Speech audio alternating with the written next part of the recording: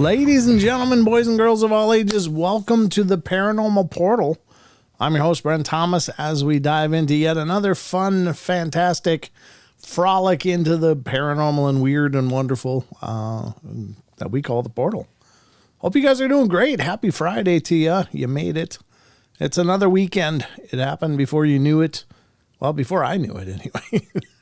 I'm grouping all of us together in this because it just dawned on me earlier today. So, wow, it's Friday. Man, the time is flying, folks, which means I'm probably aging faster and faster. But whatever the case is, hello to all of you, and thank you for being here with me as we're going into another 2-hour Friday Fun Fest into the paranormal and weirdness that you love. It's just me and all of you tonight. There's no co-host. It's just us. So we gotta join forces here. If you're in the chat on YouTube especially, you can certainly do a Paranormal Portal, and it'll put a box around whatever you want me to see.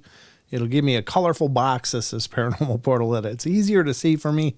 Otherwise, at least try capital letters if that's all you can manage.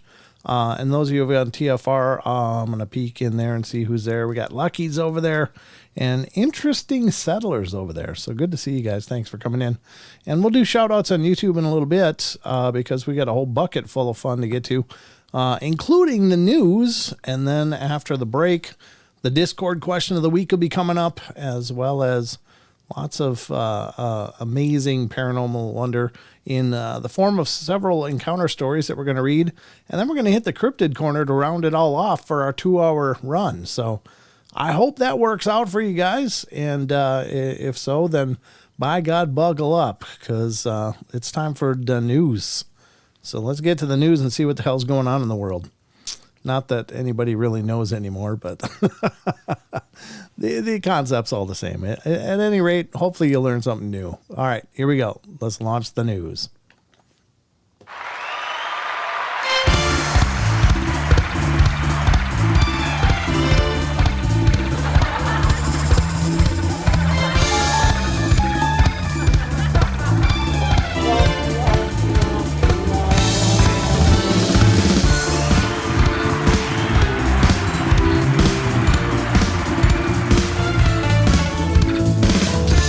The most trusted news.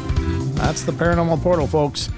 And I'll do my best to be trustworthy as we dive into these news stories tonight. Not a ton of stories, but there's a few. And what we don't have in current stuff, we'll hit the archives and find some interesting tidbits of past news stories of the bizarre and weird category, because those are always, it's amazing. And the funny thing about it is that sometimes, honest God, the truth is stranger than fiction. And I know it's an old cliche saying, but I've just come to believe that so much, because I can hardly believe a lot of what's going on today is going on. So there's got to be something to that. All right, so let's get to the first story of the night, folks.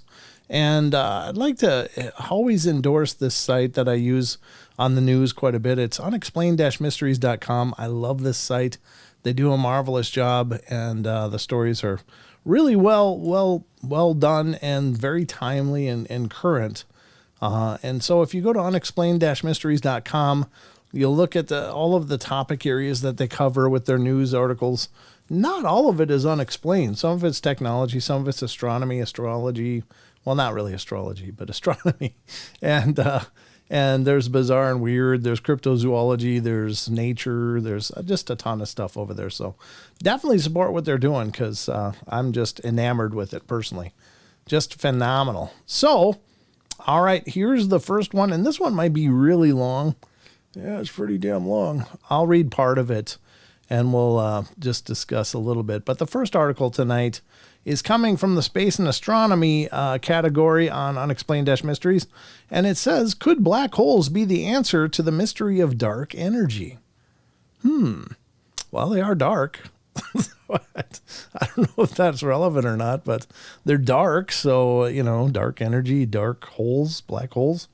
I'm thinking there might be a correlation there, but let's see what it says.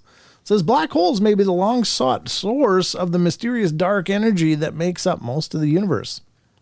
Most of it, but we can't find it. That's a conundrum, isn't it? Makes up most of the universe, but we don't know where it is. Yeah, we got a lot to learn. Black holes could explain a mysterious form of energy that makes up most of the universe, according to astronomers. The existence of dark energy has been inferred from observations of stars and galaxies, but no one's been able to explain what it is or where it comes from. Yep, that's maybe why they came up with dark energy. It's hard to see.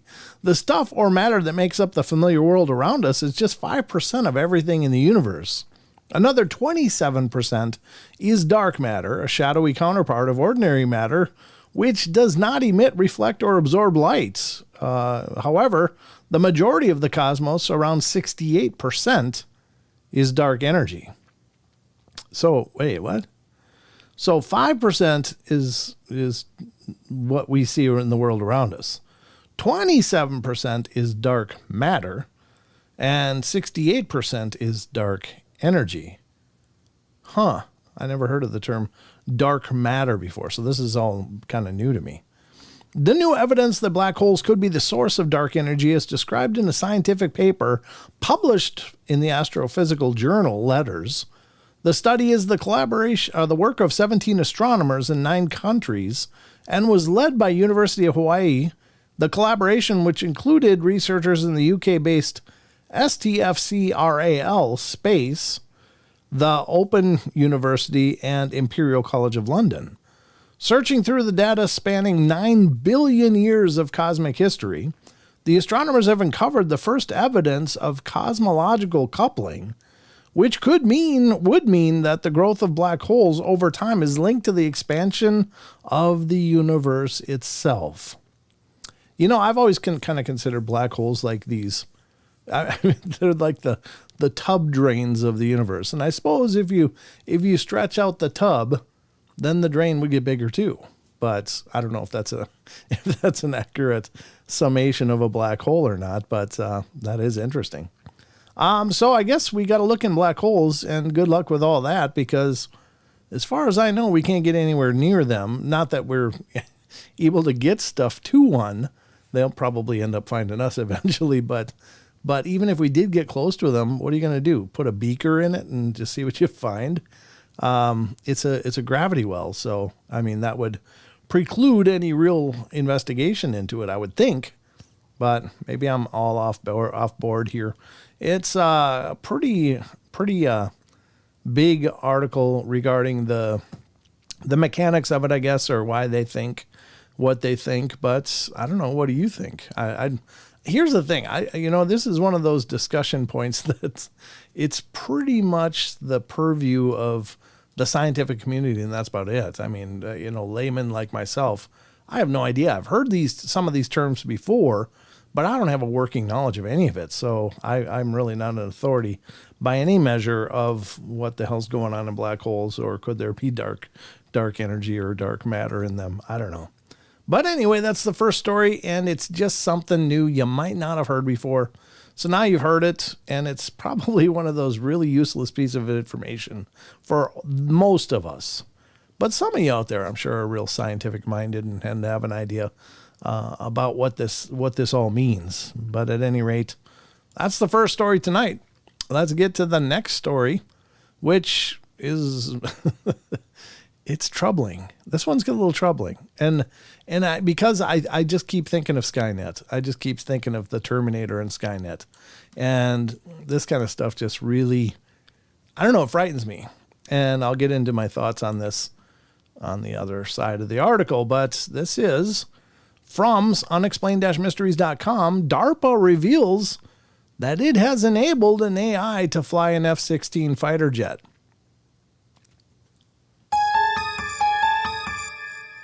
What? Why? Wasn't there enough people to handle that, or what the hell's going on? Why do we need an AI to fly those things? All right, the agency has seemingly succeeded in making it possible for an artificial intelligence to fly an F-16.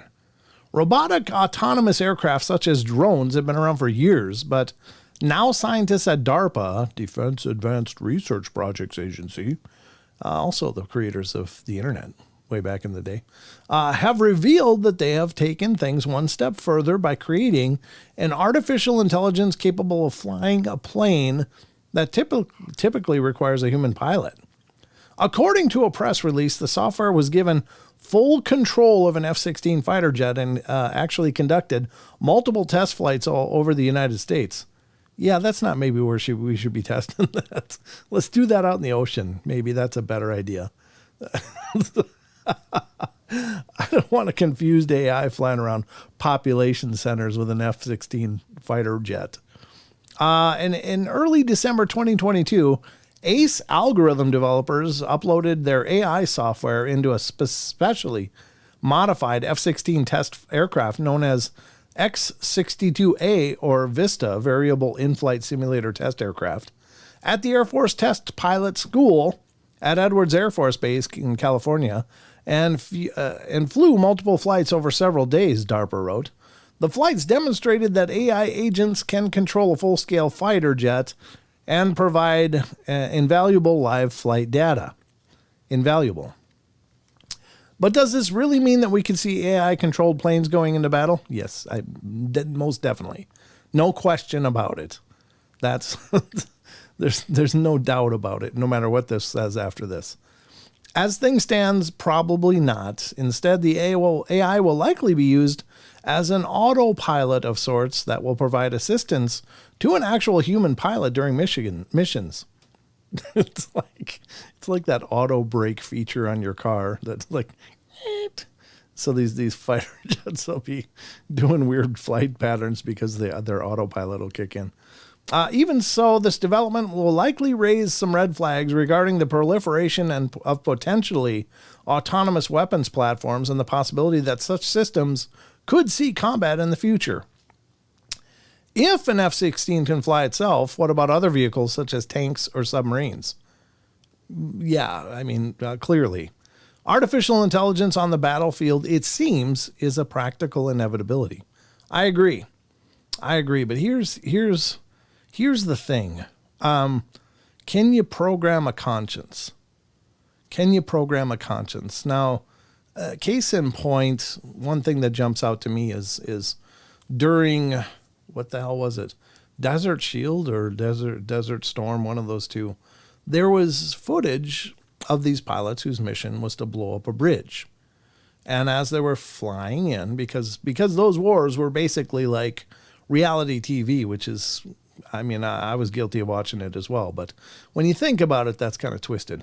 But anyway, these jets are flying in, and there's this person, I think he's on a bike, and he's riding over the bridge. Now, would an AI be able to go, well, wait, let's wait for that person to go, and then we'll pop this bridge, or would it go, that's the mission, we're getting it done all, no matter what, boom, and there's no discretion, really. I mean, it's an algorithm. It'll do what it's supposed to do. And that's kind of scary. I mean, what if there's intelligence problems and a target is not really a good target? And whereas a live pilot can identify that and maybe evaluate it, can you make a machine evaluate that? Is that possible? And I'm not saying it isn't or is, but I'm just saying these are huge red flags to me, because like in Terminator, it didn't care. I mean, it's just a machine. It's just going to do what it does, what it's supposed to do. It's like your can opener is going to open a can for you. And, an AI automated battle machine is going to do AI automated battle. That's what it's going to do. So I don't know. You be the judge. I don't know. This stuff, it's exciting, but it's also really concerning. So can you program discretion? Can you program a morality to it? And I don't know if that's possible. I just don't know. But there you go. Those are my thoughts. Whatever they're worth, and probably not much, because I'm just a numbskull with a microphone. So I have no real criteria or qualifications for any kind of deep thinking, but I do it all the same. Or at least I think it's kind of deep. But anyway, let's go to the next article here on the News Festival of Fun. And this is also from unexplained-mysteries.com. And I don't know if these things... Well, you be the judge. I got to give the guy credit for at least trying to emulate an incredible, miraculous act. But here it is. I'll just put it out there. You be the judge. This is from February 16th. Pastor dies while attempting to replicate 40-day fast of Jesus. Yeah, that's sad. I mean, I'm sure it was an issue of his faith. He just wanted to walk in those footsteps, but yeah, that's not normally good for us. Pastor Francisco Baraja of Mozambique died from the effects of not eating anything whatsoever for over 5 weeks. The ill-advised stunt, which attempted to replicate the story of Jesus fasting in the wilderness for 40 days while being tempted by the devil, took such a toll on the pastor that he ended up dying. According to reports, Baraja visibly deteriorated as the days went by and became weaker and weaker. After 25 days without food, he became quite sick, and by the 38th day, he was in a very bad way. By the time he had completed the fast, he had developed severe anemia and was so ill that his internal organs had sustained damage, and he was no longer able to digest food. Oh, no. Despite efforts to rehydrate him, he died last week in a hospital in the city of Bahia. I'm not sure how to say that. Ultimately, it's not particularly surprising that the pastor lost his life.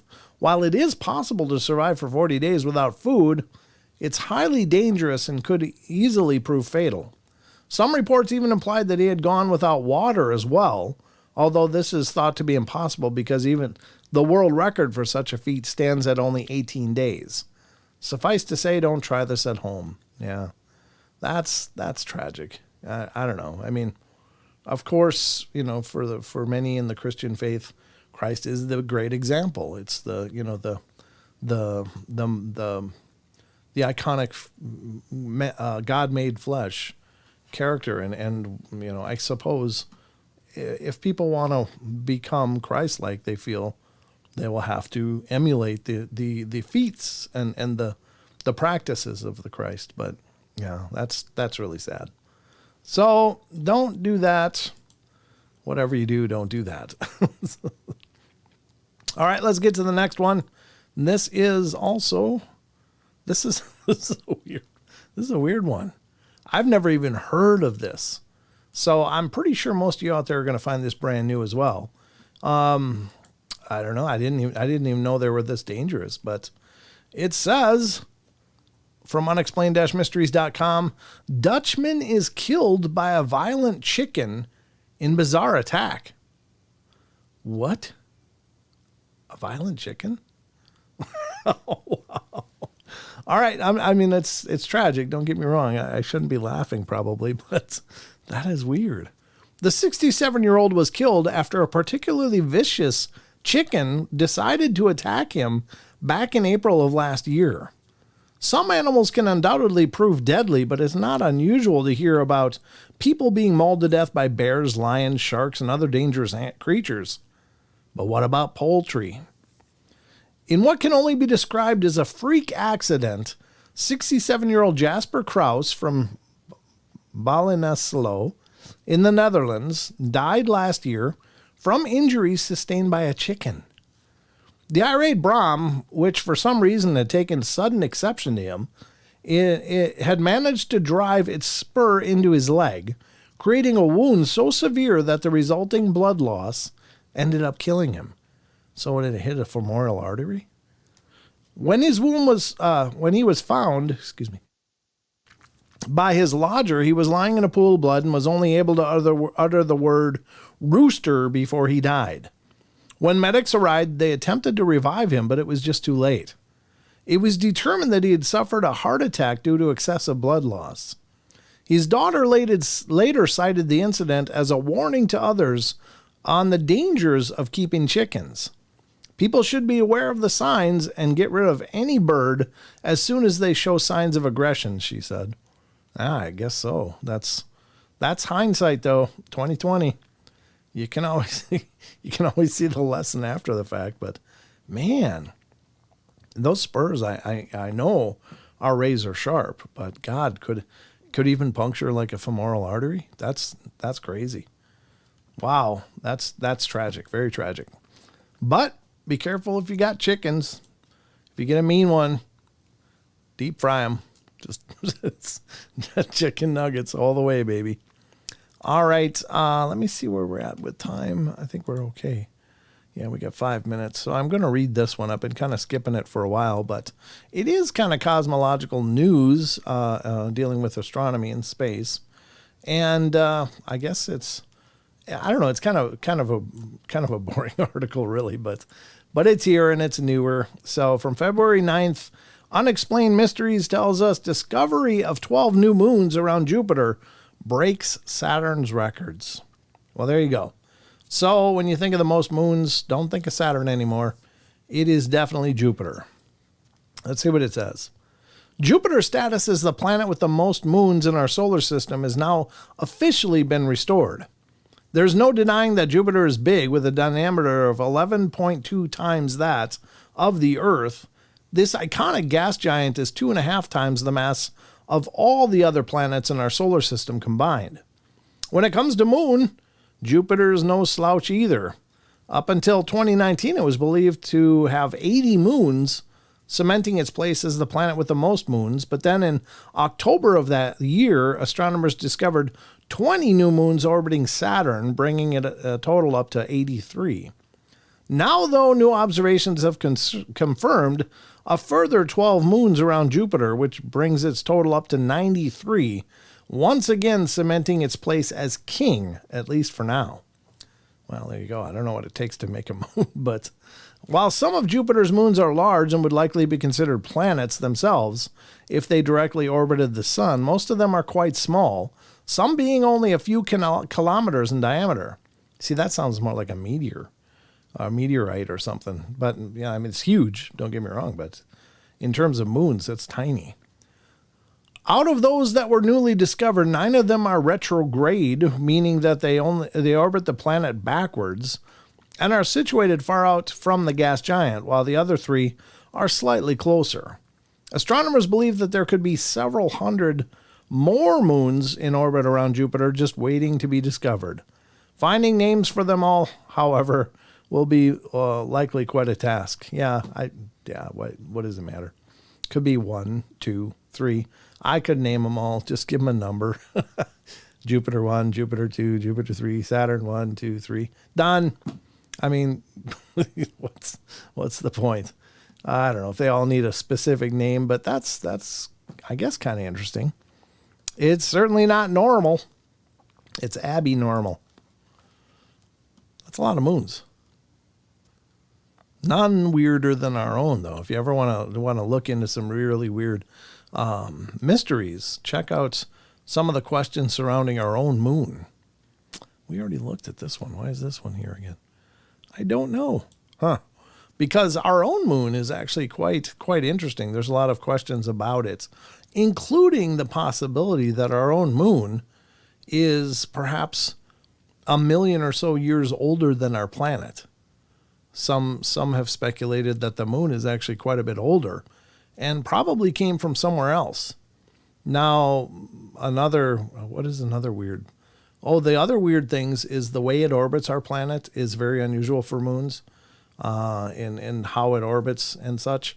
And another strange thing is that, the size. The size of our moon is extraordinarily atypical in terms of moons orbiting planets. Usually moons are much smaller in comparison to the host planet, but our moon is enormous, way bigger than it should be, according to some sources. So I don't know what you think about all of that, but I think that's incredibly interesting. We've covered it here on the show. If you look back in the archives, you'll see some of the maybe 1 or 2 shows that we did out of the 1,300 and some episodes we have here on YouTube. So also a little newsworthy element here. I'm also working on featuring all of our audio podcasts on our YouTube channel as well. So if you're not able to use a player like Spotify, Pandora, iTunes, iHeart, then you can just launch YouTube. Once I get it all sorted, I'm about 3/4 of the way there, or 4/5 of the way there, but I got one more hurdle that I got to figure out. And once I get that, then you can check out all of our podcasts audio podcasts on our YouTube page as well. So looking forward to that. But let's close this out. We're just about in time for the break. So then we'll be right back at it when we come back.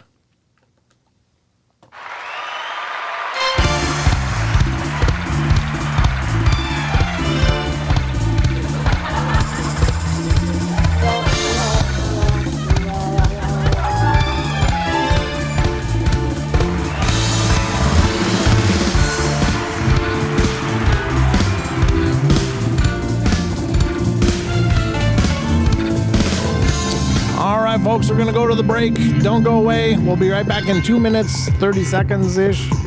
So we'll see you then. Then we'll get into the question of the week. Coming right up. Don't go away.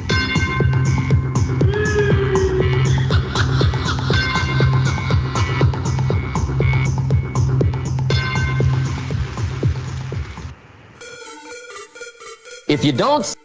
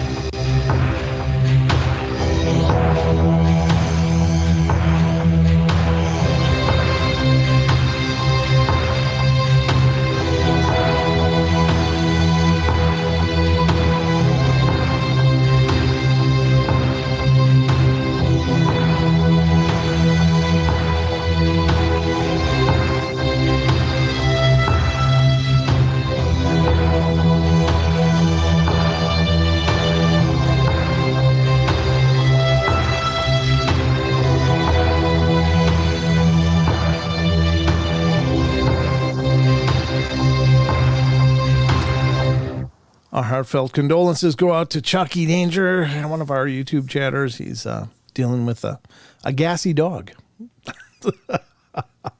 I, believe it or not, have problems with gassy cats.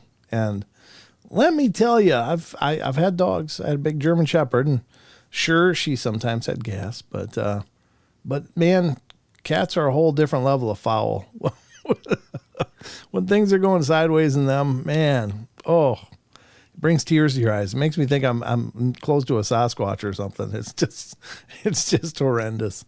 So anyway, whatever, you can do about that. Probably nothing. Must have to look at their foods, but it happens. It happens. Cats and that damn fish. Yeah, there you go, John. Yeah. Oof. Yeah. It's been well processed too by the time it turns into the foul odors. So it's hardly called fish anymore. It's just bowels of hell or something like that. I'm not sure. Man, they say cats are multidimensional. I think the gas dimension might be hell. I'm just saying. All right. So look, everybody, we are back. Not that you tuned in to listen to my ramblings about my gassy cats, but it's just part of the perks of being here because, this is absolutely live and unrehearsed. So you're getting it as it comes out of my mouth. I have no real filter for the record other than a cuss filter. I got a pretty good cuss filter. Don't get me wrong. I know how. It's just I choose not to do it here. So we are going to get to the next segment of our shows, these paranormal portals. If you're kind of new to the show, just know that this is set up to be kind of a variety show in a sense that we cover a variety of topics.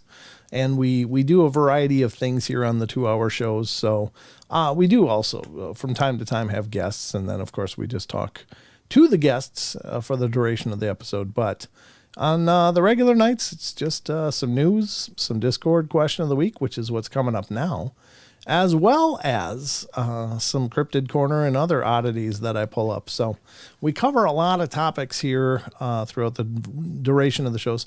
Now, again, if you guys have got questions, you're certainly welcome to ask them in the chat if you so choose. That's absolutely fine and wonderful. You can do so by, if you're in YouTube, you can do Paranormal Portal first, and that gives me a big orangish box that really stands out. I can see it pretty clearly, even out of my peripheral vision. But if you're in TFR, I'll just keep peeking over there. I haven't been peeking too much. Nightshade's over there talking. Yeah, good to see you. But yeah, Nightshade was there. Lucky's there now. All right, what was I going to say? I forgot. But we're going to do the Discord question of the week now. And basically, if you didn't know, we have a Discord server. Let me get it up here so I can put a link. If any of you have Discord and wouldn't mind being involved in our server, then by all means, please do so. I'm going to paste some links into the chats, and you can certainly... Yes, thank you, Rachel, for the example. That helps. And then we put one in TFR chat as well. And essentially, the idea is the Discord community is a phenomenal community of individuals who are from these live shows and following the Paranormal Portal that just like to talk and share ideas and thoughts about the paranormal topics. And by paranormal, oftentimes you hear paranormal and it's kind of synonymous for ghost, but that couldn't be further from the truth. And in reality, paranormal means everything that's just not normal. So, which means Bigfoots, cryptids, dogman, etc. UFOs, ghosts, of course, strange phenomena like Mandela effect, time slips, you name it. We cover it all here on the show. So it's not just a ghostly show. I love all these phenomena because I just find them absolutely fascinating. So before we go to this, though, I want to do some shout outs on YouTube because I may not remember later. And I know we got a bunch of people chatting. So let me just see who's here. Actually, not a whole ton is on my list. But if you want me to give you a shout out, just please type something in the YouTube chat.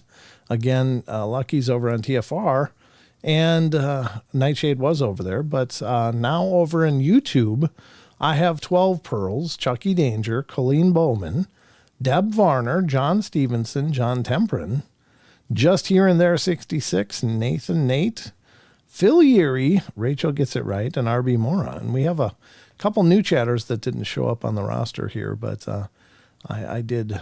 Where'd my chat go? There it is. I did call them out in the chat during the break because that's pretty cool.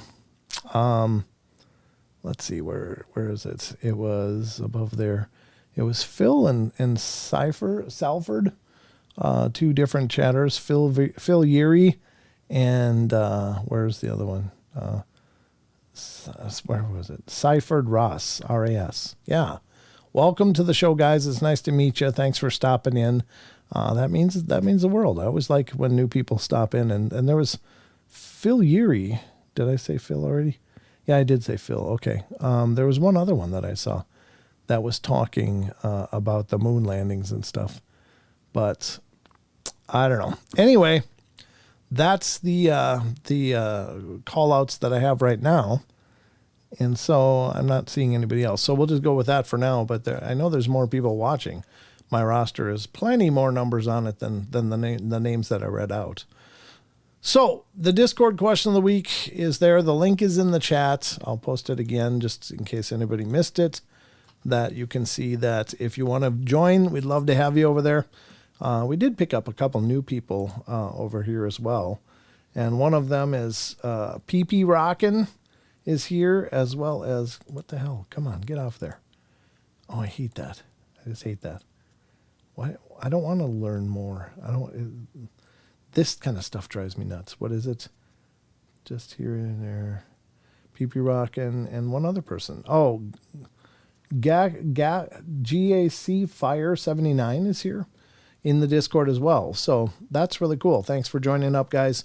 So let's get to the question of the week and dive into this. I hope you're ready. It's about to get good.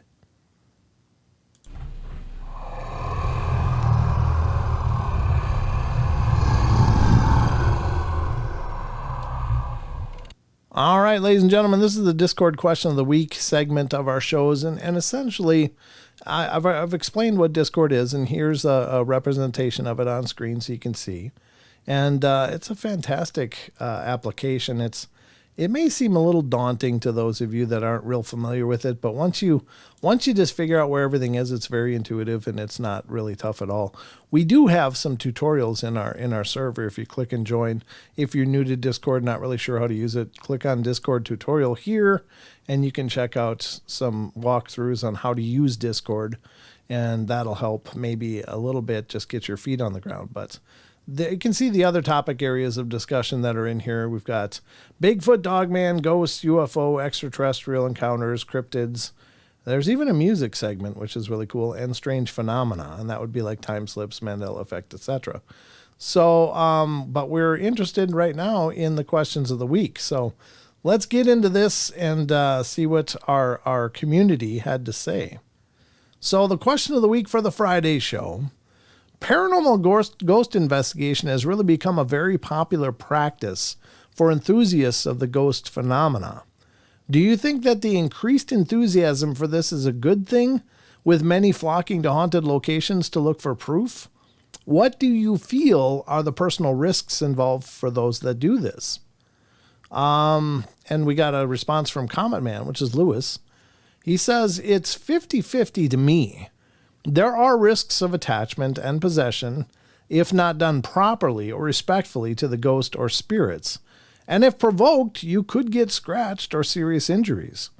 But sometimes paranormal enthusiasts get demanding for activity, like Colin Browen of the Paranormal Files. And I'm a little bit familiar with Colin and the Paranormal Files, and I gotta say, I'm kind of not really into it too much because I saw them do something incredibly irresponsible in an investigation.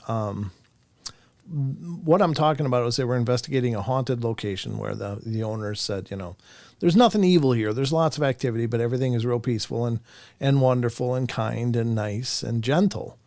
And so Colin and his dad show up and they do an investigation. And as they're starting their investigation, they do a blood ritual, which is basically like a form of a spell. And I thought, how absolutely disrespectful and stupid is that? You go into a location with, entities that the owners are fine with. They just are giving you the opportunity to check it out. You go in there and you do a blood ritual. And now, to each his own, but I think that anytime you do things like that, you're really creating a horrible situation where things can go negative in a hurry. You might be introducing negative entities to this situation. And that to me is absolutely horrific, because we don't really understand what these beings are doing. We assume that they're formerly living people and are going through something. They're trying to sort out something of their life, or maybe they just love the place and it's important to them to still be there. They just want to caretake it, or for whatever reasons, we don't know, traumatic deaths, et cetera, but they're working through stuff before they actually transition and move on. And so what kind of a mess is it to just suddenly go in and do a strange ritual? And it was clear in watching them that they really I'm no practitioner, but I do read a lot of things about a lot of different topic areas and have looked into a lot of things through the years. And I'm here to tell you that you don't mess with forces you don't understand. So I really wasn't impressed with that at all. I thought that was horrible. And it didn't sit well with me at all to go into somebody else's place and start just throwing sticks of dynamite around, figuratively, of course. But could they be responsible for it? No, they go home at the end, and then they leave whatever they stirred up for everyone else to deal with that owns the house. And I thought, God, that is just such a stupid thing, and it's irresponsible, and they're really leaving people in what could be an absolutely dangerous situation. So I have no time for that show after that. I was just like, forget it. I can't support this. I can't. That to me was horrible. So anyway, but I appreciate what Lewis is saying, and he's right. I don't think demanding these things jump through hoops for you is respectful at all either. And I don't think these things are there to perform like circus animals, I'm not sure the circus animals are there to perform either, but you know what I'm saying? It's like to go in there and expect that it's like it's the next theme park where we're going to go there and watch dishes move. Well, no, you may go there and watch the moon go over the sky and then the sun come up. That might be all you get to see. They're not there to perform for you. So I agree with Lewis's sentiments on that very much. So Artemis RF says, I think most ghost hunters get into it for the same reasons. They've seen something and can't explain it, and they want answers, either to see what they saw again with the knowledge of what it was they were looking at, or they want to prove that they aren't crazy. True, very good points. Which one depends on they will be a skeptic or a believer. I think people should be careful when going out on a hunt. But the more people that have doing them, the more evidence we will build for solid scientific research. I always suggest going to a trained guide or group the first few times you go out, and never go alone. I agree completely. Yeah, you definitely should mentor with another group that's been at it for a while. Also, be sure to get permission and bring personal protection. Make sure somebody knows where you will be. And remember, phone batteries can be drained by spirit energy, so you will not always have access to your phone or other devices in an emergency. And be prepared for medical emergencies, first aid, backup batteries, backup flashlight, reflective vests, space blankets, medicine, food, and water. Ghost hunting is fun, but there's more than just spirits that can cause you harm. You might trip and hit your head or step on a nail. Old buildings have a lot of splittering wood too. Splintering, I think is what they were saying. We need to keep in mind preserving the location also. Many popular ghost hunting locations are historic or private property. Be respectful and make sure that you leave everything the way you found it. Side note from a practicing witch, never hurts to ask permission from the spirits to enter a place or make sure they know they do not have permission to leave with you. Knock on doors before you enter. It's not your house. Don't be rude. Good points. And wipe your feet. Ask permission from the guardian to enter the graveyard and bring an offering to leave on the ground by the gate. I've found that most like coins, snacks, or alcohol. Very good points. Thank you, Artemis RF. That's brilliant, actually. Shepherdess says, I don't think ghost hunts are wise, generally speaking. If proof is what a person is looking for during a hunt and they find it, that should be the end of the ghost proof hunt. Ghost hunting, as far as I can see, has been largely used for profit, popularity, for adrenaline kicks, for mere curiosity, in short, egotistic in nature, or egoist in nature. I guess as with anything that we do in life, we should be asking ourselves, what is my end game with this thing? What is my underlying intention? Very, very good points. I would guess that most ghost hunters don't need their proof about the existence of the spiritual realm. So at that point, in my opinion, it just becomes sort of egoistic in many cases, not all. Game with the transitioning human spirits and possibly demons. There are much more profound ways and wiser ways to interact with our spiritual reality.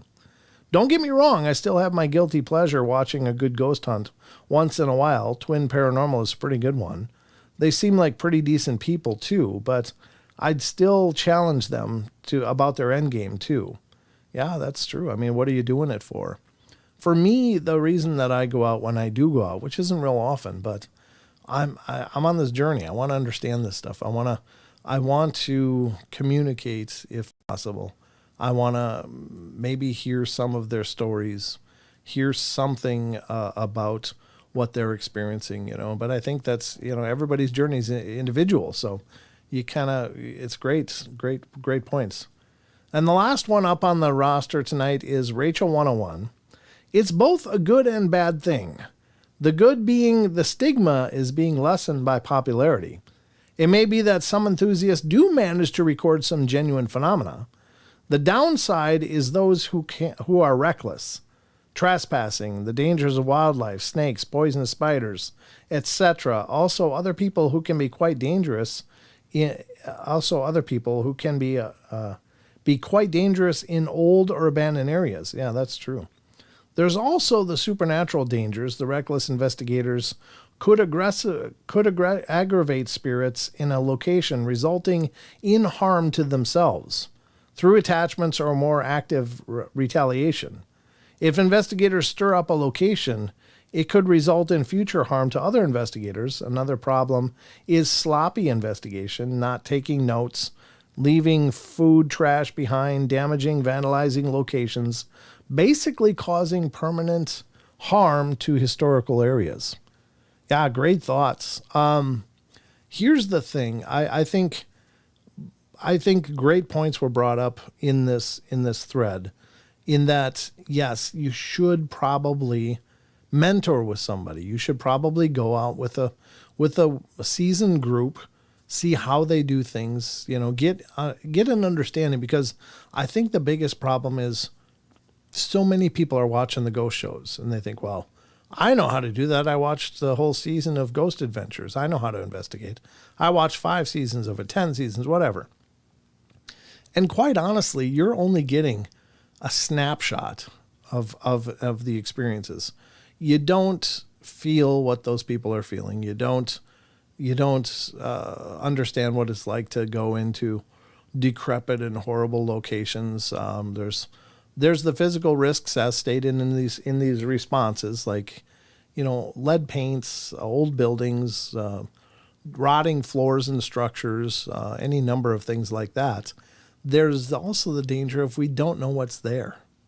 You don't know for sure what's causing the activity.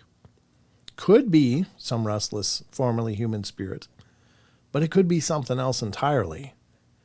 Now, my concern is that you don't poke the hornet's nest, because if you do, something's going to answer you. Something's going to be there. Something's going to keep watch, and it could be something horrible and dark, and it could torment you, or it could follow you home and torment the people you love. There's so many things with this that, making statements is a powerful thing.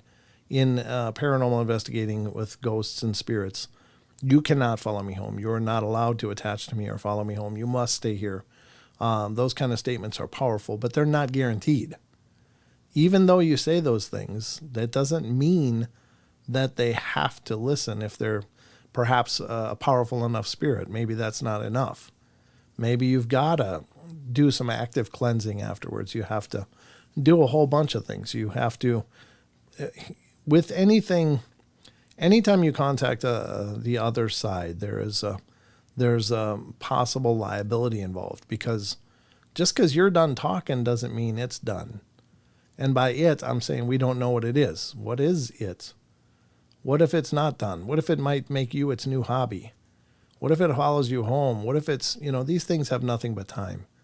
Time is pretty inconsequential to a spiritual being. They don't live on a calendar or clocks or aging or anything.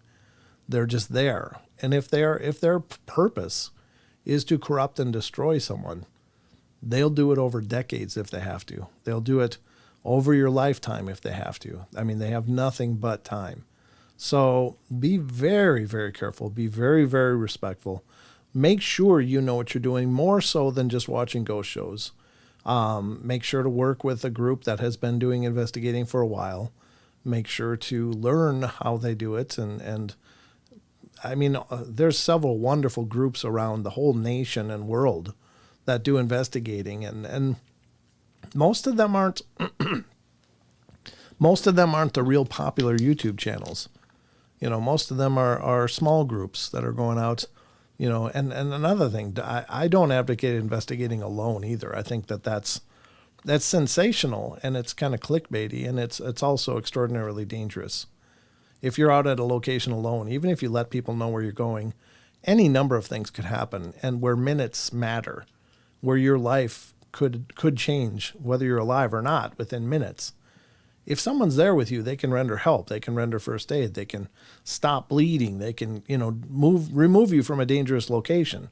But if you're alone, you're going to have to wait until your timer expires and the people that you told where you're going finally go, where's Jack? He was supposed to be home an hour ago. And then, you're long since expired. So I don't know. It's become kind of the newest reality TV show in many ways. And it's fascinating. It seems amazing. When you turn on the TV, you watch 45 minutes of strange activity and wild stuff going on. And then it's over and you go and make a sandwich, or you go use the bathroom or whatever, and you get on with your life. But when you're actually doing it, everything can be totally different, and that can change in a heartbeat. So just be careful. I don't think that those shows do a good job relating the dangers of investigating to people. I think that, people are largely unfamiliar with it, and you can be attacked. You can be attacked. I know researchers that have been thrown against walls and choked. I know people that have had experiences that have been absolutely mauled by something they couldn't see. And so be careful. That's my caveat on this. So great responses. Thank you so much to everybody that participated. I appreciate it a bunch. Again, get involved in the Discord community. I'd love to have you over there. Love to have you become a part of what we're doing there. Sorry, I'm a little hiccupy. I don't know. It's kind of like a hiccup and a burp at the same time. But I just love this community. I love to hear what you guys say. There's amazing suggestions and advice in all of those responses. So thank you to everybody that chose to respond. Again, I think I posted it late last night. So it was a little later than I wanted to, but I've been wrestling with that YouTube thing and some other podcast stuff and interviews. And so I'm going 15 directions. So I'm doing my best. But thank you very much, everybody that participated, and we'd love to have more of you over there. If you don't mind, join the Discord community. So let's wrap this up and get ready for the hour break, which is just around the corner. All right, here we go.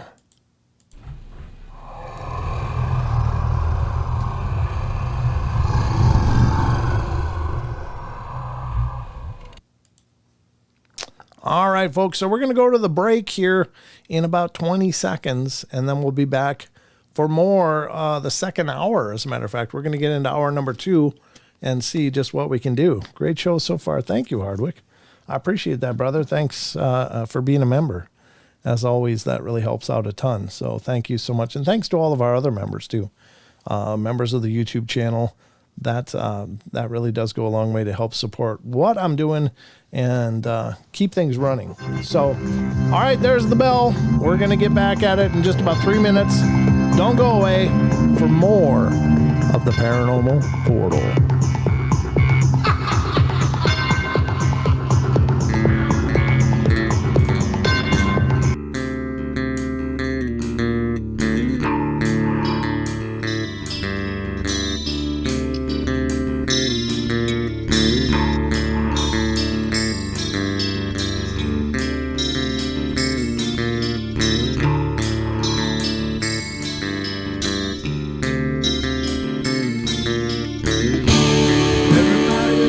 Play their games. Everybody loves to place their bets.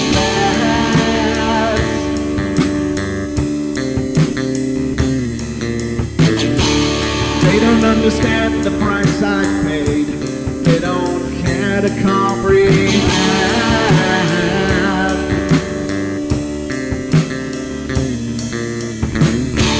Trace their lines upon my body, dripping scars across my heart.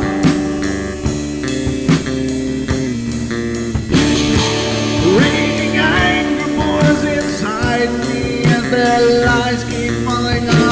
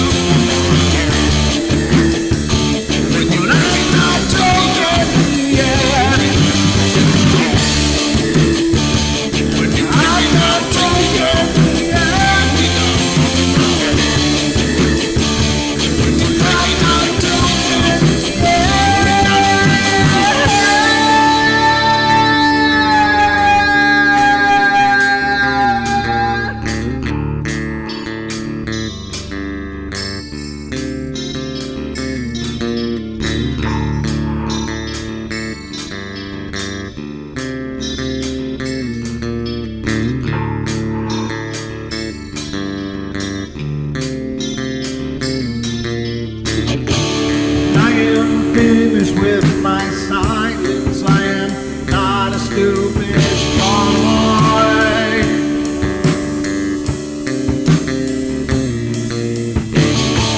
No more breaking me with kindness, just you dance upon my joy.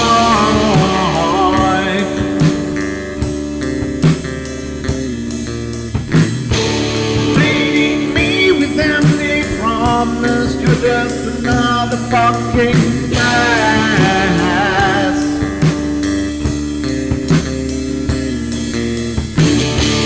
Taking off the slice of my sanity, just make sure that you're well fed.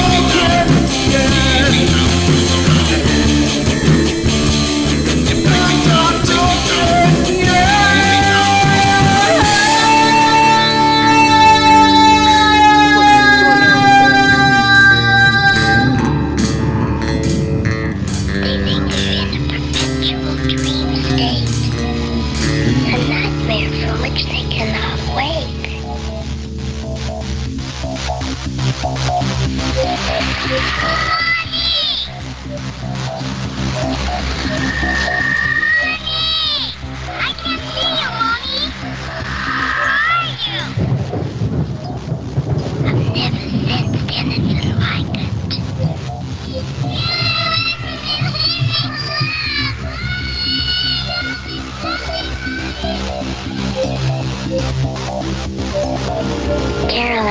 not like those she's with. They're attracted to the one thing about her that's different from themselves. Her life force is very strong. It gives off its own illumination. It is a light that implies life and memory of love and home and earthly pleasures. Something they desperately desire, but can't have anymore. Right now, she's the closest thing to that. Poltergeists are usually associated with an individual. Hauntings seem to be connected with an area. A house, usually. Poltergeist disturbances are fairly short duration, perhaps a couple of months. Hauntings can go on for years.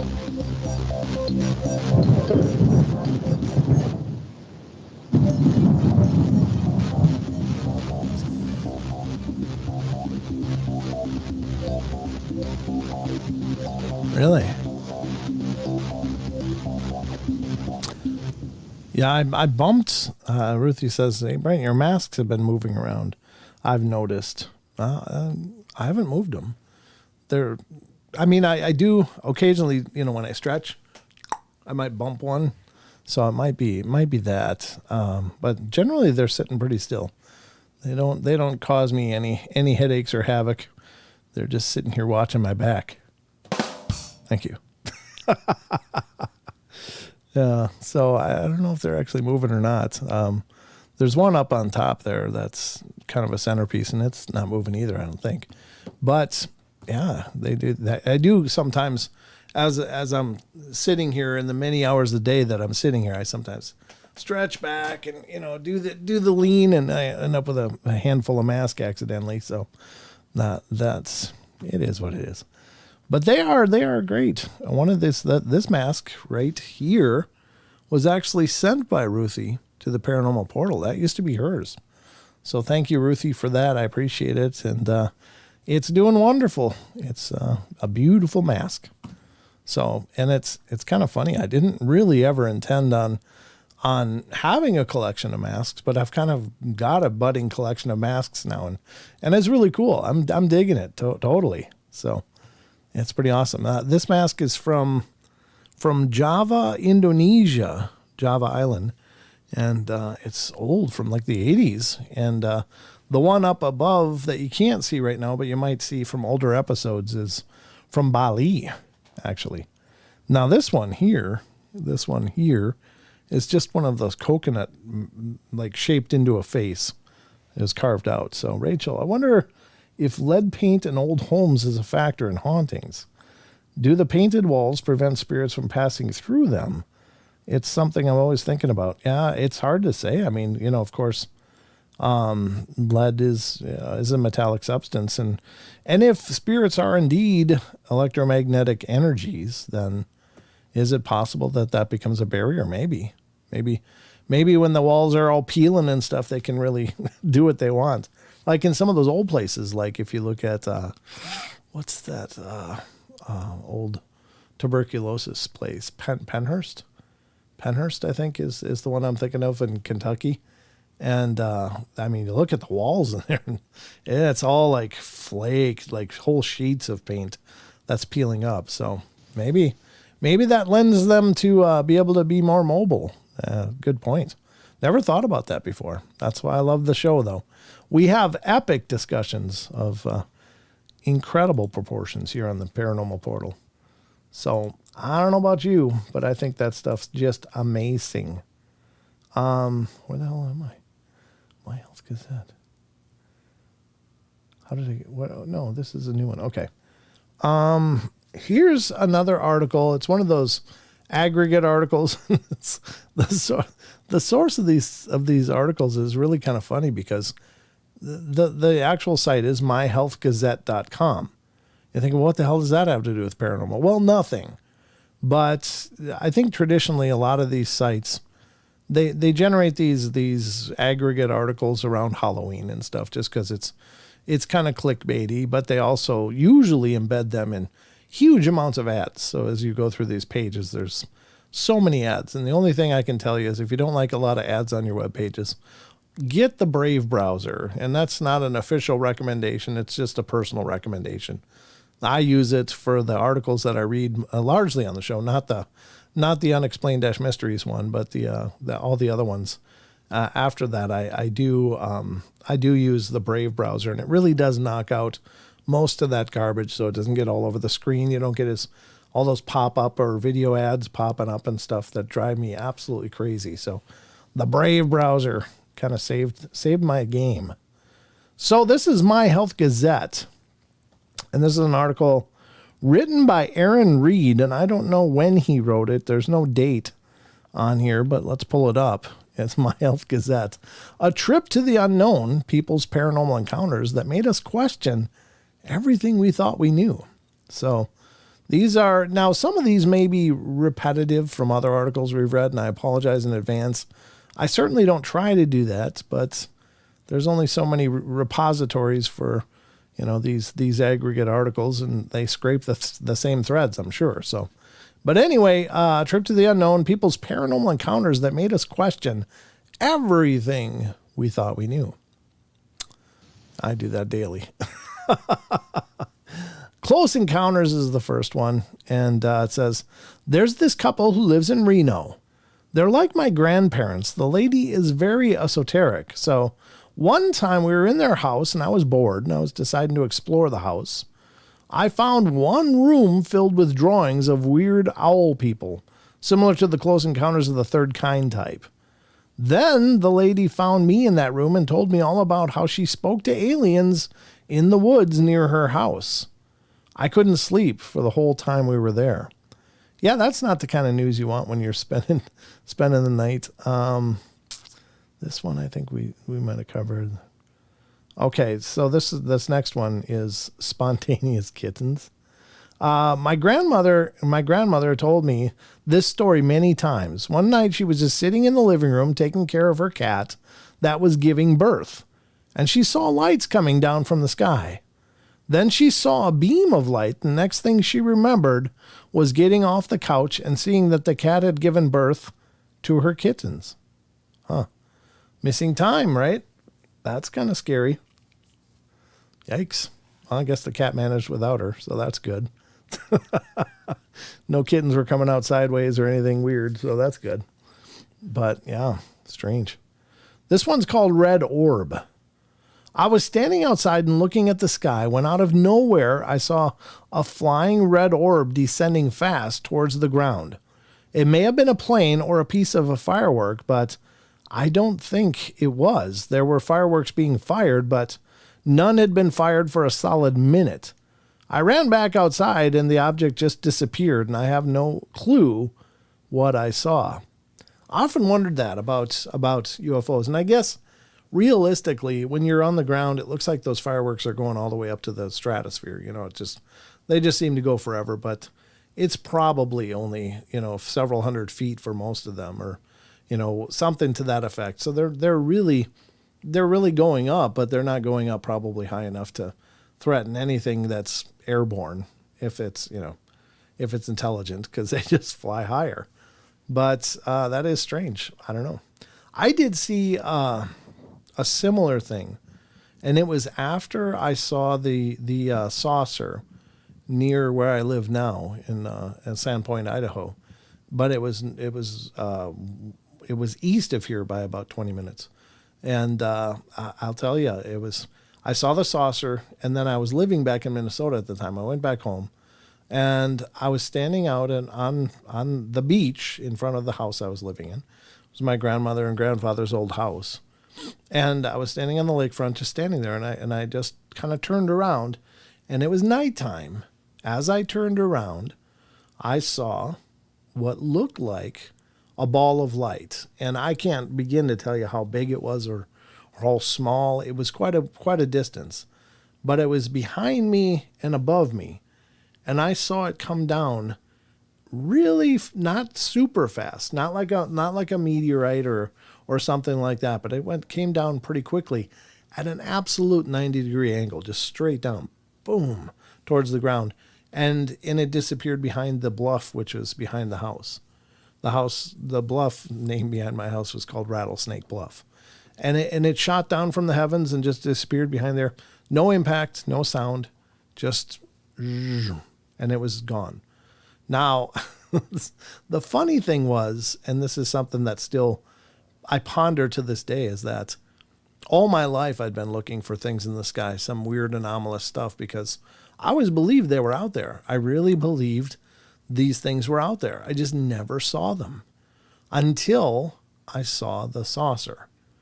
After that, I've seen several things, and nothing as dramatic as the saucer just sitting above the trees watching me, which I assume they were watching me and I was watching them, but nothing quite that sensational, but still really unexplainable things that I'd never seen before until after seeing that initial saucer. So did that open something in my mind? I often think about this all the time. It's like, what changed?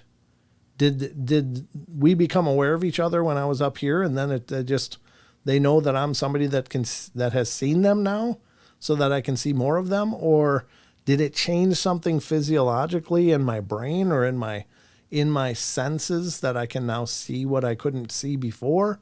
Or did this stuff just ramp up and I finally started seeing it? I don't know. I don't know what the answer is, but maybe that'll be a question of the week for tomorrow. Is like, why after one do people generally have others? There's rarely ever an experience, except with some skeptical people. They have one experience that they can't explain away. And they never make notice of any other experiences. And it's probably because maybe they're more subtle and they can explain them away or just convince themselves it was something else. But maybe they are still seeing other things. Is there something that happens to us when we observe this paranormal phenomena that suddenly we become more able to see more of it going forward? I don't know. But it really shocked me, because when I started doing the show, I expected there'd be a lot of people with a lot of one-offs. But generally speaking, most people I interview on the podcast have had several experiences. They all seem to have this one point where it all started for them. And then it goes sometimes through their entire life after that, sometimes several other events or once in a while events. But it seems like once you've seen one thing, you're really prone to seeing more. Home Alone is next. And I was home alone in the bath, but I'd closed the door so that my dogs wouldn't run in and try to jump into the bath too. Yeah, that would be a miserable experience. I don't know how big your tub is, but yeah, generally speaking, dogs in the tub are not a good thing. I was in there for a good 45 or 50 minutes, and when I climbed out and opened the door, there'd been a table moved right in front of the door. I never heard a thing while it was happening. Never even heard my dogs bark, and they bark for anything. And they were playing outside, which is so strange for them. Yeah, that's... You might need new dogs. If they don't let you know when tables are being dragged around, you might need a new dog. If your dog's sleeping through that, then you need a new dog. You need to upgrade. All right, 3 a.m. is the next one. I went to bed one night after watching a bunch of spooky paranormal videos and was thoroughly on edge. I was ridiculously paranoid about ghosts, even though I'd never had anything ghostly in the house at all, nor had anything bad happened in it that I know of. Then at around 3 a.m., still not asleep because of fear, the band on my boxers briefs snapped as if someone pulled on them and let them go. Ooh, frisky ghost. Now, this is an interesting story, because is it possible that by this person watching the videos, were they becoming a beacon of sorts? Where they're, we often think that our thoughts are in us.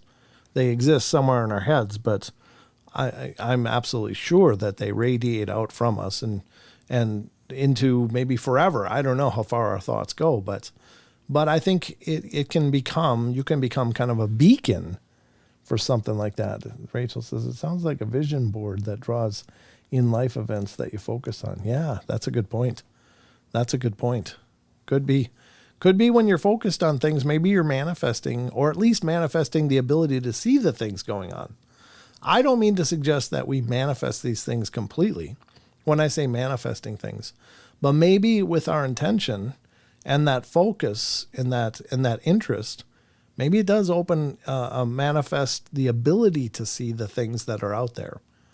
I don't ever mean to imply that they're not an intelligence of their own, but we do seem to be able to manifest pretty incredibly throughout our lives. And so maybe we can manifest the ability to see them.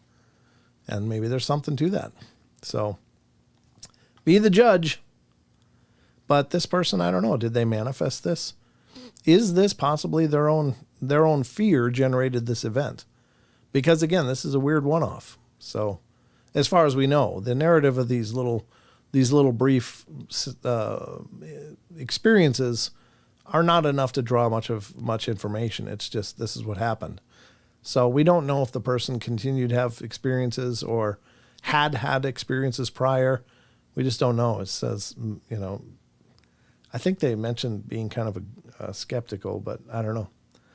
Just the fear, even at 3 a.m. So they were generating something for a long time. Well, maybe something showed up because it was just this shining ball of fear in the aethers. Who knows? All right, Sent from Up Above is next. A couple of weeks ago, I had a vivid dream that I was having lunch with my late grandfather.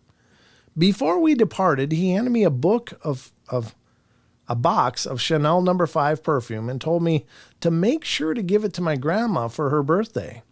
When I woke up, I told my mom about the dream, and she asked me if I knew that my grandma's birthday was that week, and that was her favorite perfume.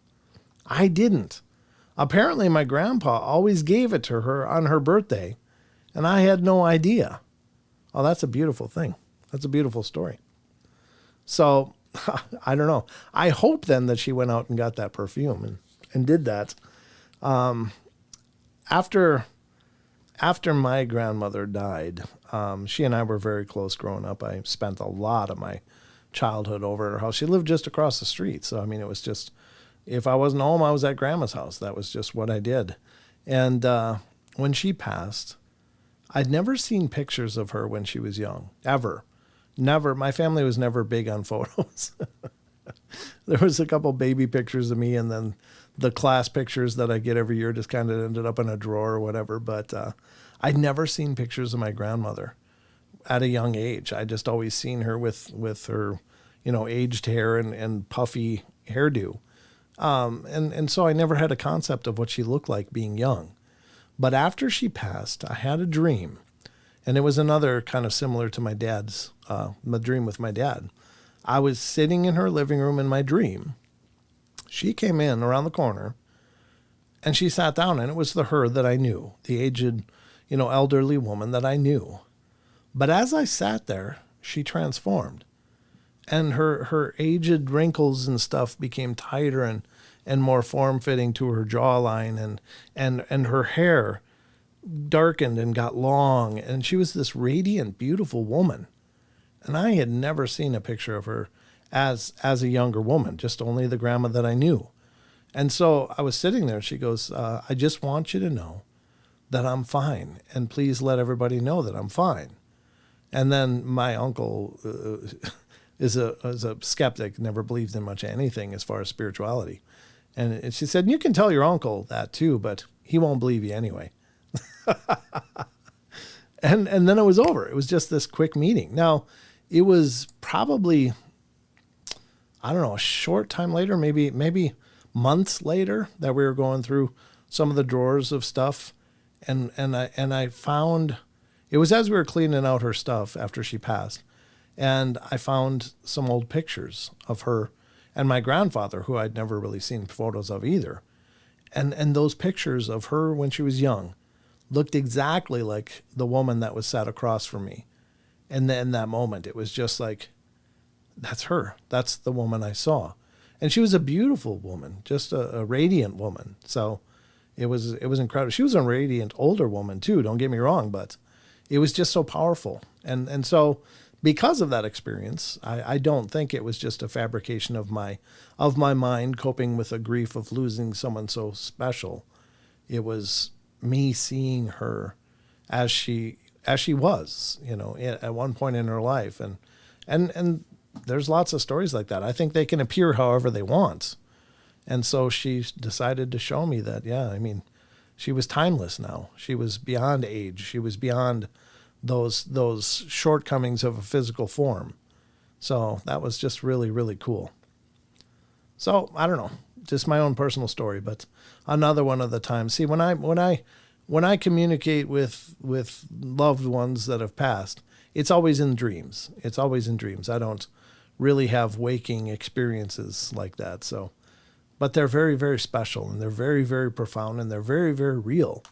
So I believe this person actually sat and had lunch with their grandpa, and what a beautiful thing. All right, next up is missing calls.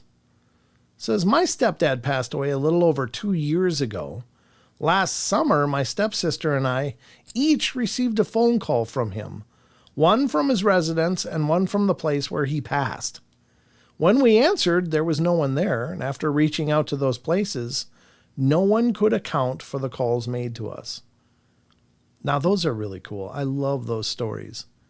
I think that's so powerful that some of these spirits reach out through our technologies. I think that's incredible.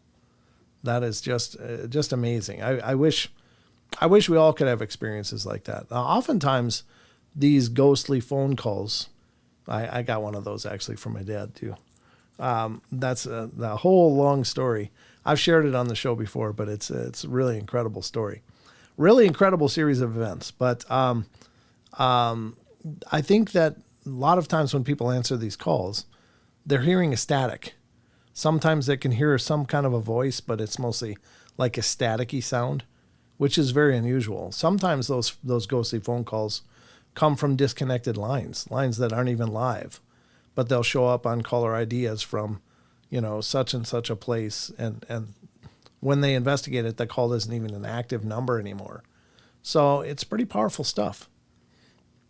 Very true. I really believe in that. I think being energetic, spirits have very little trouble manipulating energetic things because they are existing in an energetic form, not a physical form like we are. So this one is Paranormal Blessing. We're already down to 3 minutes. My God. A week before my fiance Nick proposed after my birthday dinner, I had a dream in which my dad, who passed away 7 years ago, was driving me to this birthday dinner. He kept asking me if I thought Nick was going to propose that night. I took this as receiving his blessing. Oh, that's cool. Very cool. And that is the whole article. Well, I guess it's a good thing it was kind of a brief article. So that worked out just fine for our segment tonight. And when we come back, when we go to the break, we're going to come back and we're going to hit the cryptid corner. But there's not just cryptid stories that we have to cover, but we'll cover a few, and you guys can kick back and relax and enjoy the ride because there's some good ones, some good stories, both from Sasquatch Chronicles and Is It Only Through Landlines? Not exclusively, Rachel. I've heard of a few that come through cell phones. It seems most of the experiences I've heard have been through landlines, but not exclusively so. So I don't know. It's just fantastical. Fantastical, is that a word? I think so. It is now, but I think that phenomenon is amazing. So I do want to remind everybody, look, we have a podcast, and again, I'll repeat it. I said it a little bit ago, but I'll repeat it again. It's an audio only podcast, much like Sasquatch Chronicles or The Confessionals, but I'm working on being able to display our entire catalog of audio only podcasts, which are only usually available on Spotify, Pandora, Google Play, iTunes, iHeartRadio, etc. They should also display on a playlist on our YouTube channel.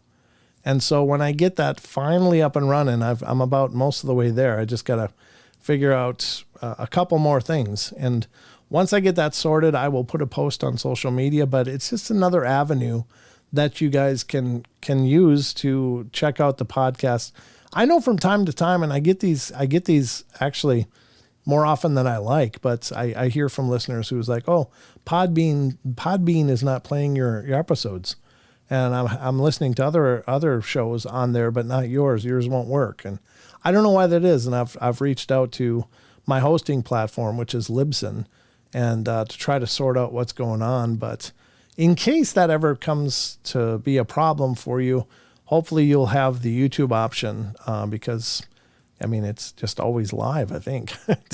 I don't ever remember our YouTube page going down ever, which is really awesome. So it flew across the Paranormal Portal show. Well, there you go.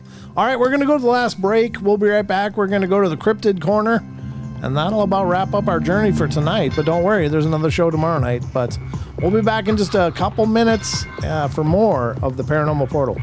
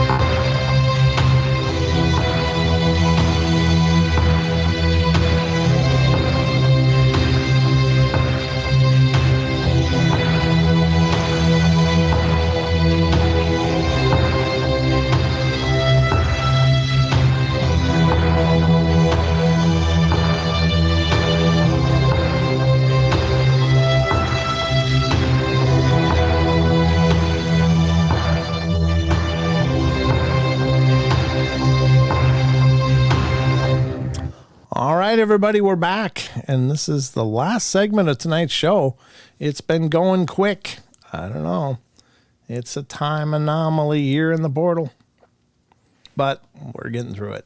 Hope you guys are having a good time. Thank you, everybody that's joining us tonight as we're going through the journey into the portal.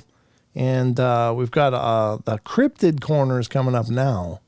And this is a fun one. I love talking about cryptids. Actually, I love talking about all of it, to be honest with you. So, but there's no shortage of passion on my part to bring all of this to you. Currently, we're going to visit a site you're all familiar with, I'm sure, and that's SasquatchChronicles.com. I love the blog over there as well as Wes's show, obviously. But on the blog, you can find links to just tons of other information that is not always stuff that Wes normally covers, which is really cool. He's got a repository of tons of articles and links to check out over there, and as well as some listener emails that he posts of people explaining their experiences, and it's pretty incredible stuff. So let's get to the first one that we're going to read. I've got two of them from Sasquatch Chronicles tonight, and this one is from February 9th. It's called Strange Activity in the Farm, and we're going to get to it now. So it goes to start. It says, a listener writes, I live in East Tennessee near the border of Kentucky. My oldest son telling me that he was in a deer blind and felt like he should look out the window. He said he saw an auburn-colored hairy big man traverse the hayfield above the blind. I never have eggs. It's like someone or something is stealing them. Well, that makes sense. I'll get into a little bit more of this after the show or after the story. But my sons were feeding the chickens late one evening because they had forgotten to do their chores. We have a movable chicken coops that can be dragged around the farm so we don't have to shovel manure. There are heavy hoops that sit on top of the grass. The hoops were close to a wooded area at the far end of the field. They both say that something screamed at them from the woods, from growl to screech, all in one sound, all one scream. It came from an area where there is a grove of pawpaw trees. Not sure what pawpaw trees are. And we had just stripped the patch of all that fruit a few days before. There was a good sharing. That wasn't good sharing, to be honest. The boys threw their buckets down on the spot and sprinted for the cabin. We were building our post and beam straw bale house, and I would camp out before the structure came together. I'd camp out at night in a tent so I could be there and working when the sun came up.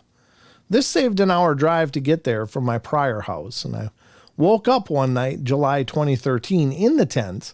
It was about 3 a.m., and I don't know why I woke up. It was quiet at first. Then a scream that sounded like a really loud human man. It was an argh sound, about 5 times being screamed. The thing was that it moved across the hillside over a great distance in a matter of seconds.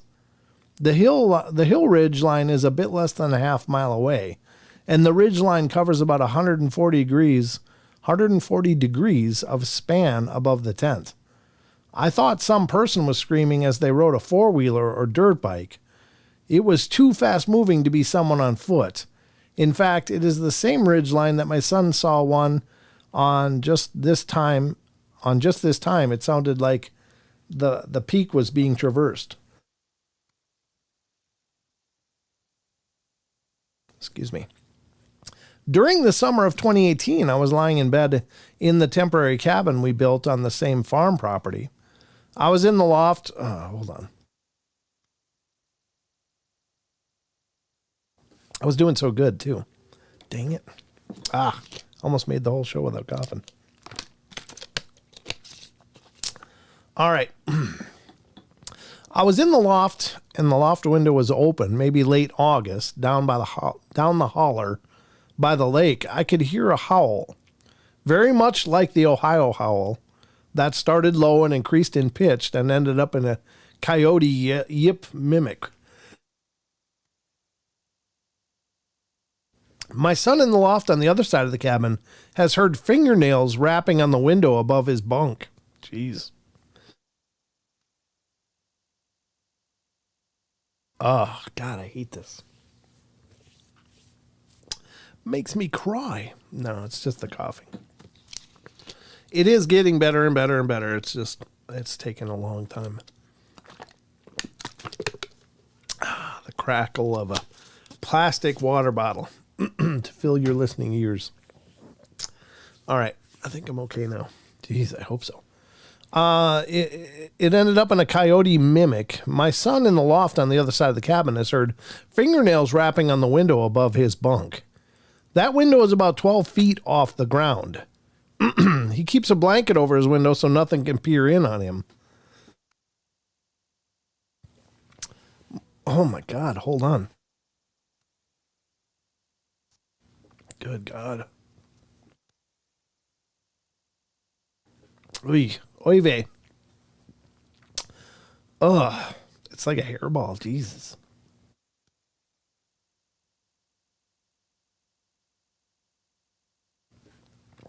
I knew I should have taken the allergy meds before the show. I thought, well, I think I can get away with it. Nope. Oh, my goodness. So the window's about 12 feet off the ground. He keeps a blanket over his window so nothing can peer in on him. And most of the neighbors have lights so you could land planes by. Airport lighting. Bright, bright lights. We're just a little ways up the ridge from Norris Lake. I was picking blackberries over near the edge of the woods where that pawpaw patch is located. Something was flipping small pebbles at me. I was trying to stand my ground and keep picking, and I decided to try singing to it. I felt very, very uncomfortable and scared, but I filled up my bowl before I left. I've also had 5 trees pushed over, 4 really big trees pushed down while I was outside on the farm here in Tennessee. And once when I was camping near Oak Openings Park in Ohio. I've only seen lights in the woods one time. We had a compost heap next to our apple orchard at the top of the hill at the farm. My son was dumping the compost and he heard something in the woods and it gave it a wolf whistle. It whistled back. Later that night, I looked up the hill and the tree line near that area. It looked like someone had a flashlight aiming upward from the ground to the underside of the leaves. It could have been a person, but I don't know. Yeah, this guy seems like a Bigfoot magnet. He's obviously got some locals in the area that don't necessarily like him picking all that fruit or something, huh? Sorry about the coughing fit. Jeez, I feel better now. as I wheeze. I am a bit asthmatic, so that makes it a little tougher when I get these respiratory things. They take a long time. But I'm getting better. So very cool story. Yeah, I don't know. It's not all that long ago, though. He was talking about 2013 area, and that's, geez, really not long ago at all. So very weird. What is that, 9 years ago? So I guess they're still around. All right, let's get to the next one here. This is also from Sasquatch Chronicles blog. And this one is from February 16th, so it's much newer. Much shorter, though, too. It says, sending hot lead down range. And I think this is one he's making a show about, so this will be kind of a preview of that. A listener writes, I'm a retired lawman / judge, still in my 50s and going strong. When you become a cop at 18, you get your 30 and you get to retire early and then go enjoy life. I own a cattle ranch in Texas. Got one got real up and close to me in Sabine National Forest, and I gave him a dose of hot lead as he followed me or skirted me down a logging road. He screamed and roared as he tore through the brush running in the other direction. We tracked him for about 2 days and did not find him. I made the huge mistake of telling some of my coworkers, other law enforcement officers, about what I had seen and witnessed on my many trips into the woods. I was set to be promoted to sergeant investigator, and when the date passed for promotion, I inquired as to what happened. I was informed that when I shared some of my Bigfoot encounters with others, I became no longer credible and therefore not up to the standards of supervision. I shut my mouth and did not share any Bigfoot info with anyone for some time except for others close in the know. I had enough of that treatment, so I ran for office as a local judge or justice of the peace. Needless to say, I began keeping my Bigfoot hunts, outings, or excursions to myself, or just my tiny little group. Yeah. I mean, I understand someone being shook enough that they feel that something's following me. I don't like it. I have a gun. I'm going to use it. But I think all you really succeed in doing in most cases, unless you've got a really big gun, is to piss them off and make them hate people. You know, because you are injuring them. I mean, I don't believe that bullets have no effect. I think they do have an effect. They probably puncture their skin and go into their muscles and stuff at the very least. I don't know what kind of penetration they would get, but largely most rounds that people put in handguns and stuff are not meant, they're not meant to blow through a target. They're meant to mushroom out and stop in a target to do internal damage, but not to continue on and to damage other people or things. So I think whatever's going on with these things their bodies are so dense that these rounds are going in them. They could be getting fierce infections, losing the use of limbs and stuff, and generally creating hate. You know, I mean, obviously I don't advocate people shooting at them unless you can tell for sure you're in direct, clear danger and you're sure you're going to die. Then I guess you do whatever you have to do. But yeah, I don't think it's a wise move to just pump lead into something because it made noise behind you. That to me seems like, kind of a sketchy idea, but I wasn't there. I didn't walk in this man's shoes. I can hardly criticize it because hell, if I was there, I might have done exactly the same thing or more, so all I know is they're so big. You need a special round just to, make sure to take them down. I just don't think that they would be lethally wounded by most handguns and such. And I'm assuming he had a handgun. I don't know. He didn't say what kind of gun he had, but he just gave a dose of hot lead, which is kind of a cowboy kind of thing to say, I guess. But in any case, he made the choice he made, and I guess he made it out alive. They tracked it for a long ways and still didn't find it. But so obviously they didn't lethally wound it. It just hurt it. So that's kind of sad to me. We just don't know enough about these things to know. Obviously, I believe they can be aggressive. They can be extraordinarily dangerous, but I think for the most part, they choose not to be. They're intelligent enough to choose. Like they're not just creatures of instinct, like a bear. If you come up on a bear and like a mother bear and her cubs, you're in trouble. You're in serious, serious trouble. But I think if you come up on a Bigfoot and their family, they're just going to go, and get away from you. They don't go out of their way to attack or to do anything. Like they seem to know that after having observed us probably for hundreds or thousands of years, that generally speaking, people do their own thing. I have, John Labella says, I have chronic bronchitis. Have you ever tried a 5-day dose of Z-Pak or Zithromass? It helps me clear all that cough up in the lungs. No, I've certainly used a Z-Pak in the past, but I just don't go to doctors. Not as a rule, but I just try to avoid them. I had a lot of health issues growing up and was in and out of doctors and hospitals and stuff, so I just kind of avoid it. I figure, well, I'll just do it on my own now. But maybe you're right. Maybe I should. And I appreciate that. The old guard of Bigfoot researchers said that if they wanted to shoot one, hit one in the base of the spine, but of course you have to have that back target. Yeah. Yeah, that's scary.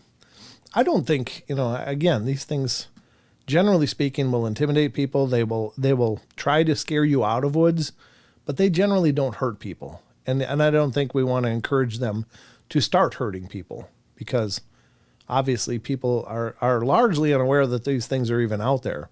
The majority of the population may have heard of it and just scoffed at it and just dismiss it. But you get enough people pumping lead into wounding these things, you're going to have a lot of angry creatures out there that just don't want us anywhere near them, and will probably act much more aggressively towards people. And we don't know. I mean, we don't know what it takes to actually kill one, because for the most part, even the stories I've heard of people claiming they killed one, it took a hell of a lot. You know, it's not like they just dropped like a cowboy movie. It's like hit one in the toe and they drop dead. So I don't know.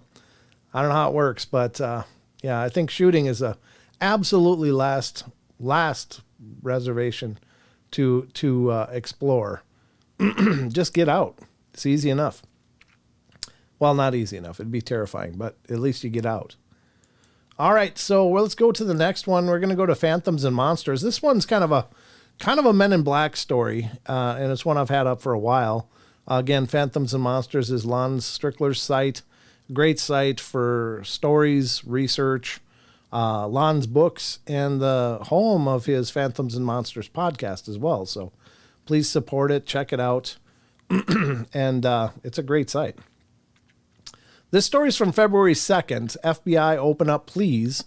Men in Black poses as FBI agent. Excuse me. A little froggy now. A woman photographs a UFO and posts it on Facebook. Later, a Men in Black posed as an FBI agent, knocks on her door, and insists she forget about what she saw. Very bizarre. Having seen a UFO, I can clearly tell you that I've never had a run-in with a Men in Black. So, at least not that I remember. I received the following bizarre account, and this occurred December 2016. I was outside having a cigarette at my mom's property in Alexandria, Minnesota.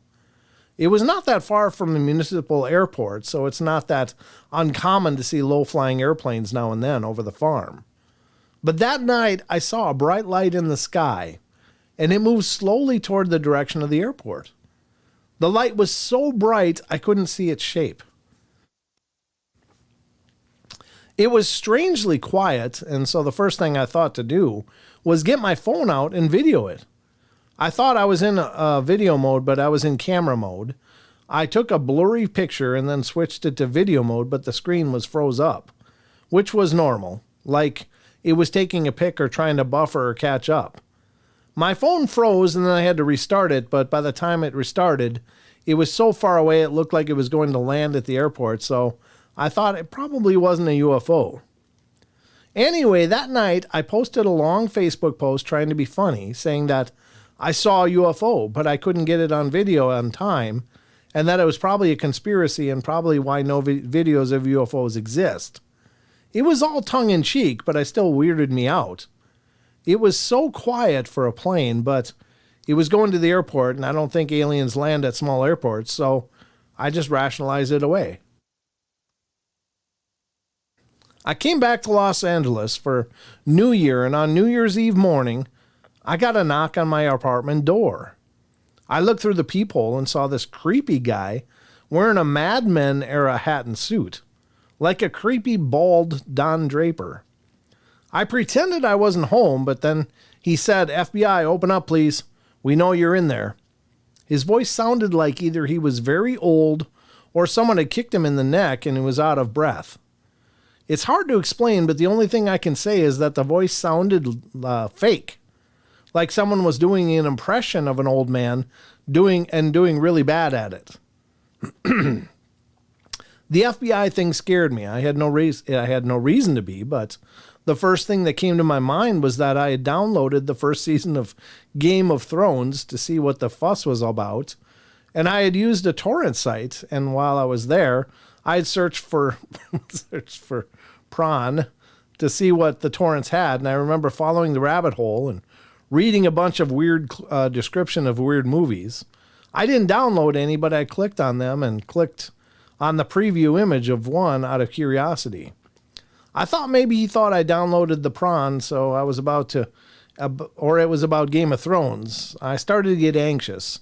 He pounded on the door some more, and it freaked me out even more, so I said, "Can I see some identification?" I looked through the peephole, and he pulled out a badge, but it could have been a toy for all I knew. But he knew I was there, so I opened the door and prayed he wasn't a rapist and that it was an FBI agent I could lie my way out of having downloaded Game of Thrones or reading prawn descriptions. He was very scary looking, old-timey clothes, no eyebrows, 2 lazy eyes, bald, wrinkled forehead and neck. I almost peed myself, and he said to me, "I need to talk to you about the flying saucer you saw on the 22nd of December. Well, this weirded me out more because my Facebook is private, and I posted no pictures, just that comment. And I thought about that Snowden guy and how we were being watched, and it really freaked me out. I asked him how he knew, and he said, "FBI knows everything, ma'am." And then he walked through my doorway, about 4 feet in, and stopped. And that's where we remained during our conversation. I told him the story, and he was emotionless and expressionless the whole time. The next part always makes me laugh when I think about it, but at the time, I was just so out of the left field that it completely tripped me out. He asked, "Do your breasts produce milk?" I just said, "No, I'm not pregnant," and hoped this wasn't a weird pass he was making at me. "They're big but have no function," he said. They're big but have no function. Wow, he's a charmer. Like a statement. I changed the subject back to the UFO and said, "So was it a flying saucer that I saw? Was it aliens?" And he said, "No such things as aliens. Forget about the incident." And then I asked, "Do you think you have a theory as to why female people look so different from male people?" I was just so weirded out, but tried to play it off. Interesting question. I sometimes wonder why our bathing suits are small and guys' bathing suits are so big. I'd been thinking about this before, and he then said, "Do you think that bathing is the first step in controlling our emotion or our evolution?" I was just like, "Sure, man." I wanted him out, and it was creepy, but I wanted to be nice and not set him off. This stuff got even weirder. He just went silent. And I was silent. It was like he ran out of batteries. I kept smiling at him, and he was not smiling back. "Can I help you with anything else? I'd love to help, blah, blah, blah." Just nervous blathering.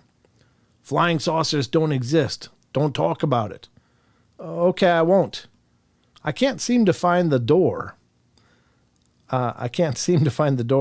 This was even weirder. It was just behind him. So I thought he must be joking, and I smiled and said it was right behind him. "Can you show me?" So then I tried to lead him to the door. He wouldn't turn his neck, but I got him to turn his whole body around. But it was like pulling teeth. "Are you okay? Should I call the hospital?" "I just got stuck." Not got or get stuck sometimes. It was just, I just got stuck, which I thought was weird at the time, but now that I'm typing it, I guess it makes more sense. He then walked out, closed the door as fast as I could, and I closed the door as fast as I could. My heart was beating so fast, and I was replaying everything in my head so I could get the story down. Some of it made me laugh, but I was just so creeped out. I told my mom, and she said he must have been on drugs. Over the years, I've told some people this story. I've heard FBI agents don't investigate UFO sightings, or maybe a friend was just playing a joke, but nobody ever comments on how unearthly he looked. They just assume he's human. To me, the more I think about it, the less human I think he is. Wow. Yeah, that's a weird one too. I've heard of other weird ones where they show up, these men in black show up, and they actually look like they've undergone complete electrolysis. No eyebrows, no hair of any kind on their heads, wearing the old fedora hats and the old G-men suits. It's very awkward, and one where it looked like he lost a charge, much like this one. Like it was an android of some kind that just ran out of juice. So it's a strange story. Again, do we know it's true? No. But I can just say that I know Lon does try to vet things pretty well. So if it's on his site, it's at least as it was posed to him. And I'm sure he looked into it a little bit, but there's no comment on the end either. So nothing to add to it, but that's a strange, strange story. Huh. Well, there's that one. And then there's another one. Oh, we don't even have time for another one. We'll have to save the other ones for tomorrow, folks, because we are out of time. That ate up the segment. Thank you so much for being here. Remember to tune in tomorrow night, 7 p.m. Pacific, 10 p.m. Eastern time. Love to have you back, and spread the word. Let other people know about the Paranormal Portal. All right, guys. Love you all. Be good, be kind, be nice. Take care of each other. Help each other out. Find the magic in every day. And remember to laugh as much as you can. Good night. That's it. It's over.